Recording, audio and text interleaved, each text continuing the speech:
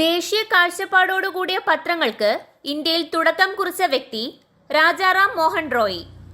രാജാറാം മോഹൻ റോയ് ബംഗാളി ഭാഷയിൽ ആരംഭിച്ച പത്രം സംബാദ് കൗമുദി.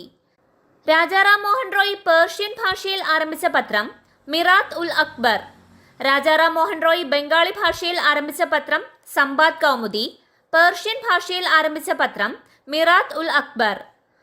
പ്രാദേശിക ഭാഷാ പത്ര നിയമം നടപ്പാക്കിയ വൈസ്രോയി ലിട്ടൺ പ്രഭു.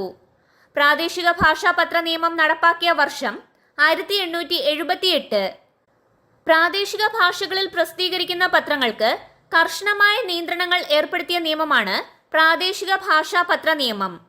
പ്രാദേശിക ഭാഷാ പത്ര നിയമം നടപ്പാക്കിയ വർഷം 1878.